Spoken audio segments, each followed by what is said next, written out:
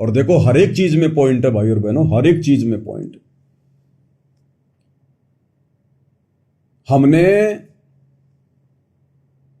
जो एक लीला में जीवन देखा है अपने गुरुदेव भगवान का, 17 फरवरी 1988 को गुरुदेव ने 12वें पंथ में एंट्री करके और एक अच्छी आत्मा आदरणीय राम देवानंद जी को अपना मुंह बोला गुरु बना के जो अपने 13वें कबीर पंथ को शुरू किया है ना, तो देखो उनका जो भगत वाला जीवन है वो भी हमारे लिए बहुत ज्यादा वो प्रेरणादायक है। हमें बहुत ऊंची शिक्षा मिलेगी। वैसे तो बहुत सारे पॉइंट है, दास बताता ही रहता है। एक और पॉइंट देखो आप कि अगर अपने गुरु पर विश्वास हो तो कैसा हो, सतगुरु रामपाल जी भगवान जैसा हो। अगर किसी भगत आत्मा का अपने गुरु जी पर ब्लाइंड फेथ हो तो सतगुरु रामपाल जी भगवान जैसा हो, जैसा उन्होंने एक भगत का जीवन जी के दिखाया। 17 फरवरी 1988 से 1994 तक 6 साल तक उन्होंने एक भगत की भूमिका निभाई। कैसे? हमारे दादा गुरुजी अनपढ़ थे, उनको अक्षर ज्ञान नहीं था। वो विद्वान तो थे, क्योंकि जिसको अक्षर ज्ञान होता है हम केवल उसी को विद्वान नहीं कह सकते। अब विद्वान कौन है, अविद्वान कौन है, इसकी परिभाषा भी उस तत्वदर्शी संत सतगुरु रामपाल जी भगवान ने बताई। अन्यथा आप और हम तो उसी को विद्वान मानते थे जो बहुत बढ़िया फर्राटेदार अंग्रेजी बोले, या किसी देश विदेश से कोई मेडिकल की डिग्री लेके आ गया, बाहर विदेश से पढ़ाई करके आ गया। हम तो खाली उसी को विद्वान मानते थे, वो आप बड़ा विद्वान आदमी। विद्वान वो है जिसको आध्यात्मिक ज्ञान है, जिसको आध्यात्मिक ज्ञान है, जिसको सृष्टि रचना का ज्ञान है, वो है असल में विद्वान। तो हमारे गुरुदेव भगवान तो परम विद्वान है, और उन्होंने आप और हमारे जैसे छोटे मोटे भक्तों को भी क्या बना दिया, विद्वान। अब दुनिया के वो लोग जो इंग्लैंड, रसिया, लंदन, अमेरिका, कैलिफोर्निया जैसे शहरों में बड़ी बड़ी कॉलेजों में, यूनिवर्सिटियों में पढ़ के जो डिग्रियां लेके बैठे हैं, और सतगुरु रामपाल जी का भगत जिसको तत्व ज्ञान है वो बिल्कुल अनपढ़ है, तो सतगुरु रामपाल जी का वो अनपढ़ भगत विद्वान है, ना कि वो अमेरिका की किसी बहुत बड़ी यूनिवर्सिटी से डिग्री लेकर अपने आप को बहुत बड़ा डॉक्टर समझने वाला व्यक्ति। वो तो मूर्ख है, मूर्ख। हाँ, अगर उसको भी अगर ये तत्व ज्ञान हो जाए, सतगुरु की शरण मिल जाए, तो वो भी विद्वान की श्रेणी में है। अगर उसके पास सतभक्ति नहीं है और खाली बड़ी बड़ी डिग्रियां हैं, भले उसको 20 भाषाओं का ज्ञान है, लेकिन वो विद्वान नहीं है, वो तो मूर्ख आदमी है, अपना समय बर्बाद कर रहा, जीवन बर्बाद कर रहा अपना। तो विद्वान वो है जिसको सृष्टि रचना का ज्ञान है, जिसको आध्यात्मिक ज्ञान है, और जिसने अपनी आत्मा के कल्याण के लिए सतगुरु के चरण पकड़ लिए, उनकी जो शरण में आ गया, वो है असल में विद्वान आदमी। तो हमने अपने गुरुदेव भगवान के भगत वाले जीवन से एक बहुत बड़ी शिक्षा लेनी है। हमारे जो दादा गुरुजी थे आदरणीय राम देवानंद जी, जो हमारे पूज्य गुरुदेव जी के मुंह बोले गुरुदेव थे, जैसा कि 650 साल पहले जब यही कबीर परमात्मा काशी में आए थे तो पंडित रामानंद जी को अपना मुंह बोला गुरु धारण किया था, लोक दिखावे में, गुरु शिष्य परंपरा का निर्वाह करते हुए।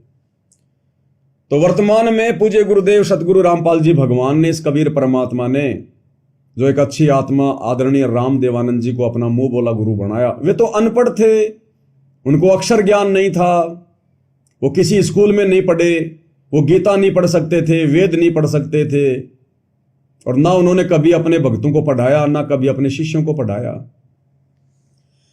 उन्होंने जो ज्ञान बताया, जो ज्ञान वो अपने गुरु जी से सीख कर आए थे पीढ़ी दर पीढ़ी, आदरणीय गरीबदास जी के बाद में उनके सीधे जो शिष्य थे वो थे शीतल दास जी। फिर शीतल दास जी से आगे चलती चलती हमारी ये परंपरा आ रही है। तो पंडित चिदानंद जी जो हमारे दादा गुरुदेव के भी गुरुदेव थे, उन्होंने जैसा ज्ञान आदरणीय राम देवानंद जी को बताया, वही ज्ञान आगे उन्होंने अपने शिष्यों को बताया। और उन शिष्यों में एक मुंह बोले शिष्य गुरुदेव भगवान भी थे, सतगुरु रामपाल जी भी थे। और सतगुरु रामपाल जी ने केवल अपने गुरुदेव के मुखार विंद से उच्चारित वचनों पर, सत्संगों पर ही विश्वास किया। यानी जैसा गुरुजी ने बता दिया, जैसा गुरुजी ने कह दिया कि बेटा ये ऐसे वो ऐसे, ये ज्ञान ऐसे, ये बात ऐसे। तो गुरुदेव भगवान ने एक भगत की लीला करते हुए आंख बंद करके विश्वास किया। गुरुदेव ने ये नहीं कहा कि गुरुजी हमें वेदों में दिखाओ, हमें गीता जी में दिखाओ, हमारे को पुराणों में दिखाओ, किसी धर्मशास्त्र से दिखाओ। जैसा उन्होंने बताया वैसा ही गुरुजी ने आंख बंद करके विश्वास कर लिया। और वेद, गीता, कुरान पुराण तो छोड़ दो, दादा गुरुदेव ने तो आदरणीय गरीबदास जी के ग्रंथ साहिब को भी किसी को खोलकर नहीं बताया, पढ़कर नहीं बताया। जैसा उन्होंने ज्ञान अपने मुंह से बताया सत्संगों में, सतगुरु रामपाल जी ने एक नेक और सुयोग्य भगत की भूमिका निभाते हुए आप और हमें समझाने के लिए कि भगत कैसा होना चाहिए, ब्लाइंड फेथ कर लिया अपने गुरुजी पर। और उसके बाद जब दादा गुरुदेव ने सतगुरु रामपाल जी को नाम दीक्षा का लीलामय रूप से आदेश दिया, ये देना शब्द तो खैर थोड़ा सा गलत हो जाएगा, गुरुदेव भगवान ने लीलामय तरीके से उनको कहकर और नाम उपदेश देने का, सत्संग करने का जो आदेश लिया, उसके बाद गुरुदेव ने सन 1993 से आदरणीय गरीबदास जी के ग्रंथ साहिब को खोल खोल कर और सत्संग किए। अब भाई और बहनों, अपने गुरु के ज्ञान को आगे कौन फैलाएगा? सत्संग के रूप में वही फैला सकता है जिसको पहले अपने गुरुदेव के वचनों पर पूरा विश्वास हो, ब्लाइंड फेथ हो कि मेरे गुरु ने जो कह दिया फाइनल, मुझे गीता, वेद, कुरान पुराण देखने की जरूरत नहीं है। और आगे धड़ल्ले से गुरुदेव भगवान निसंकोच होकर सत्संग करने लगे, दुनिया को जगाने लगे, अपना शिष्य बनाने लगे, अपने 13वें यथार्थ कबीर पंथ से जोड़ने लगे। तो इसको कहते हैं अपने गुरु जी के ऊपर ब्लाइंड फेथ। और ऐसा ही ब्लाइंड फेथ सतगुरु रामपाल जी आप और हम वर्तमान कलयुग की पिछली पीढ़ी वाले भक्तों से चाहते हैं मोक्ष के लिए। लेकिन आप और हम उस कैटेगरी में सफल नहीं हुए। आप और हम उतना विश्वास नहीं कर पाए अपने गुरुजी पर। इसलिए सन 2000 के बाद में सतगुरु रामपाल जी को आवश्यकता पड़ी अपने सत्संगों के ऊपर विश्वास करवाने के लिए, अपने वचनों के ऊपर विश्वास कराने के लिए, सृष्टि रचना पर विश्वास कराने के लिए इन धर्मशास्त्रों को खोल खोल दिखाने की आवश्यकता पड़ी। अन्यथा उन्होंने तो अपने मुंह बोले गुरुदेव पर ब्लाइंड फेथ कर लिया। और ब्लाइंड फेथ किया तभी तो उधर से उनको सत्संग करने का, नाम दीक्षा देने की आज्ञा मिली, इतने बड़े मिशन को आगे और बढ़ाने की आज्ञा मिली लीलामय रूप से। गुरुदेव ने कभी नहीं कहा कि भाई गुरुजी आप जो बातें कह रहे हैं हमने तो कभी सुनी ही नहीं, आप इनका कोई प्रमाण दो, कोई वेदों में दिखाओ, गीता जी में दिखाओ। जैसे कि गुरुदेव का छोटा भाई महेंद्र, जिसने दादा गुरुजी से नाम लिया था, दादा गुरुजी के बाद उसने सतगुरु रामपाल जी से उपदेश ले लिया।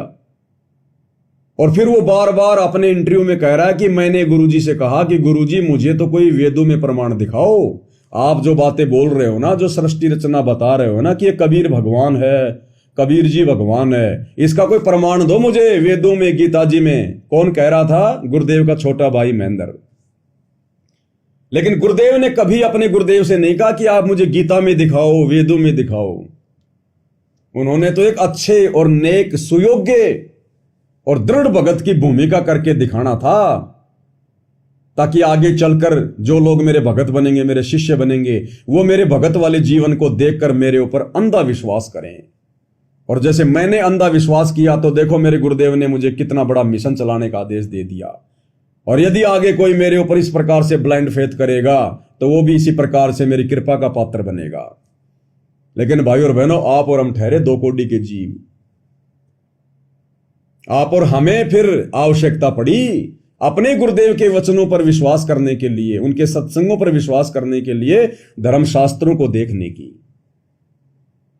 अन्यथा परमात्मा ने शुरुआत में कोई धर्मशास्त्र नहीं दिखाए, केवल सूक्ष्म वेद के आधार पर सत्संग किए गरीबदास जी की वाणियों पर। उनको आवश्यकता नहीं थी। लेकिन आप और हमें विश्वास कैसे हो कि गुरु जी जो कह रहे हैं वो सत्य है, कबीर भगवान है, शतलोक है, काल है, अक्षर पुरुष है, ये है, वो है। उसके लिए गुरुदेव ने फिर ये धर्मशास्त्र दिखाए। और यही पहचान होती है भाई और बहनों भगत और भगवान की। आप और हम ठहरे भगत, इसलिए हमने उन सबूतों की जरूरत पड़ी, वेद शास्त्र कुरान पुराण की जरूरत पड़ी। लेकिन गुरुजी ठहरे भगवान, उन्होंने कभी अपने गुरुजी से वेद शास्त्र कुरान पुराण देखने की कभी डिमांड नहीं करी और ब्लाइंड फेथ कर लिया। जबकि कोई जीव कर सकता है क्या ऐसी ऐसी बातें जो कभी सुनी ना हो, सृष्टि रचना कभी सुनी ना हो, शतलोक का कभी नाम नहीं सुना हो, और इतना ब्लाइंड फेथ कौन कर लेगा? भगवान कर सकता है, जब वो भगवान एक भगत की भूमिका निभाता है। अन्यथा आप और हमने कहां किया? अगर हमें गुरुजी इन शास्त्रों से अगर ये प्रमाण ना दिखाते, अगर हमें गुरुजी खोल खोल के वो कबीर सागर ना दिखाते, गरीबदास जी का एक ग्रंथ ना दिखाते, गीता वेद कुरान पुराण बाइबल ना दिखाते, नकली संतों और पंथों की पुस्तकें ना दिखाते, तो भाई और बहनों, गुरुजी की जुबान से कहने मात्र से कि वो कबीर भगवान है, कबीर भगवान है, हम लाख जन्म भी विश्वास नहीं करते। हमने उस समय विश्वास किया है या वर्तमान में हम कर रहे हैं, जब साथ साथ में गुरुदेव भगवान हमें वो प्रमाण दे रहे हैं, सबूत दिखा रहे हैं। तो आप और हम ठहरे भगत, लेकिन गुरुदेव ने कभी अपने गुरुदेव से प्रमाण नहीं मांगे, क्योंकि वो ठहरे भगवान। तो भी एक पहचान है, ये भी एक पहचान है अपने गुरुदेव के रूप में परमात्मा को देखने की, और एक उदाहरण, एक शिक्षा मिलती है हमारे को कि अगर मोक्ष प्राप्त करना है, अगर गुरु की असीम रजा प्राप्त करनी है, तो कोई प्रमाण नहीं, कोई सबूत नहीं। अब इतने प्रमाण और सबूत दिखा दिए, उसके बाद भी अगर किसी का मन नहीं टिक रहा है, अगर दृढ़ होकर गुरु पर विश्वास करके और संघर्ष करते हुए अगर मर्यादा नहीं निभा पा रहा है, तो वो आत्मा फिर मोक्ष की अधिकारी नहीं है, जो बार बार नाम खंडित करती है, बार बार शंका जाहिर करती है अपने गुरुदेव पर, उनके ज्ञान पर। तो ये भी एक बहुत बड़ा उदाहरण है यदि हम शिक्षा लेना चाहें तो आगे गुरुदेव भगवान हमें और क्या समझा रहे हैं फिर? ये तो भी कितने गप्पे मार कर, ताश खेल कर, कितने इधर उधर के बकवास बतला कर, या कोई टेंशन हो जाएगी उसमें पड़े पड़े सोते जाओगे, ये तो व्यर्थ में जाना था। और बात तेरा काम नहीं आवे, संतों सरने लाग रे, क्या सोए गफलत में बंदे, जाग जाग मर जाग। और बात तेरे काम न आवे, संतों शरण लाग रे, और के सोवे गफलत में बंदे, जाग जाग नर जाग रे। सतगुरु की भक्ति के अलावा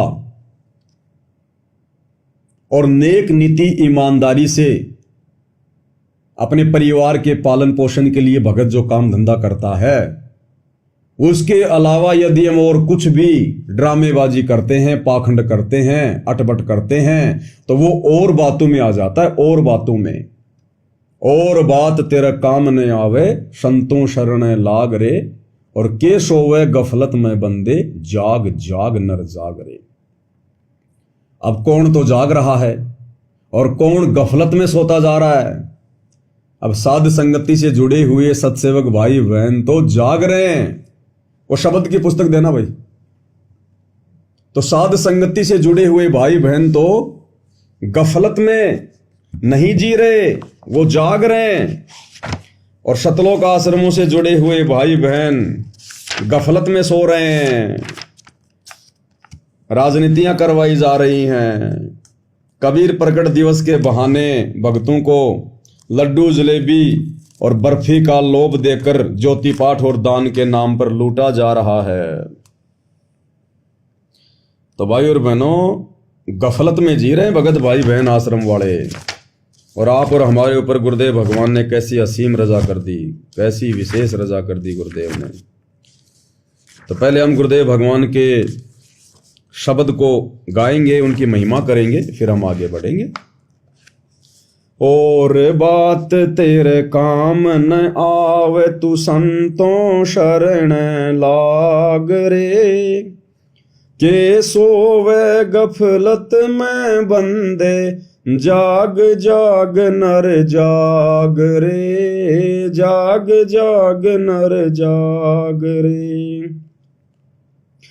भाई और बात तेरे काम न आवे, तू संतों शरणा लाग रे, के सोवे गफलत में बंदे, जाग जाग नर जाग रे, जाग जाग नर जाग रे।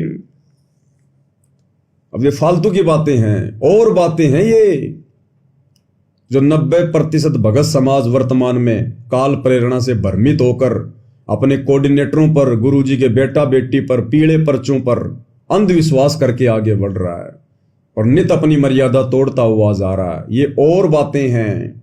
आश्रमों पे आश्रम बनाना, इस परीक्षा के समय में हमारा बाप तो हिसार जेल में 10/12 की कोठड़ी में बैठा है 12 साल से, और हमारे को सत्संग सुनने के लिए 100 एकड़ की जमीन चाहिए, 50 एकड़ के आश्रम चाहिए। अरे विचार करो मूर्खो, जब हमारा बाप सतगुरु रामपाल जी भगवान वर्तमान में हिसार जेल से 1-1 घंटे के सत्संग विशेष संदेश 10/12 की छोटी सी कोठड़ी में बैठ के अगर वो कर सकता है, तो क्या हम अपने घर पर एक मकान में बैठकर सत्संग नहीं सुन सकते? तुम्हारे को सत्संग सुनने के लिए बड़े बड़े आश्रम चाहिए। ये और काम है, ये और काम। काल ने भ्रमित कर दिया संगत को। राजनीतियां करना, राजनेताओं की रैलियों में जाना, भीड़ के रूप में लोगों की जयंतियों में जाना, ये और काम है।